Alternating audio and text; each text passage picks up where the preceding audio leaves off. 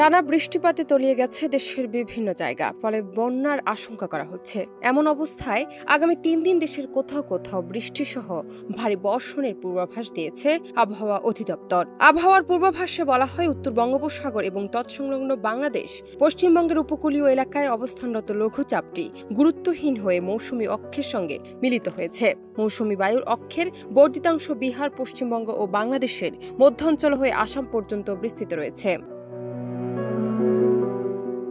মৌসুমী বায়ু বাংলাদেশের উপর সক্রিয় এবং উত্তর বঙ্গোপসাগরে মাঝারি থেকে প্রবল অবস্থায় রয়েছে।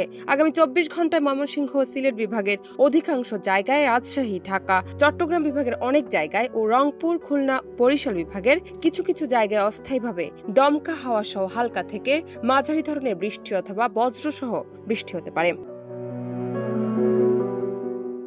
সে সঙ্গে ময়মনসিংহ ও সিলেট বিভাগের কোথাও কোথাও মাঝারি ধরনের ভারী থেকে অতি ভারী বর্ষণ হতে পারে। সারা দেশে দিন এবং রাতের সামান্য বৃদ্ধি পেতে পারে। ৭ অক্টোবর আবহাওয়ার পূর্বাভাসে বলা হয়, সন্ধ্যা ৬টা থেকে পরবর্তী ২৪ ঘন্টায় ময়মনসিংহ, সিলেট বিভাগের অনেক জায়গায়, রংপুর, রাজশাহী ও ঢাকা বিভাগের কিছু কিছু জায়গায়, খুলনা, বরিশাল ও চট্টগ্রাম বিভাগের ২-১ জায়গায় অস্থায়ীভাবে দমকা হাওয়া সহ হালকা থেকে মাঝারি ধরনের বৃষ্টি অথবা বজ্রসহ বৃষ্টি হতে পারে। সেই সঙ্গে দেশের কোথাও কোথাও মাঝারি ধরনের ভারী বর্ষণ হতে পারে। ডেস্ক রিপোর্ট, দেশ রূপান্তর।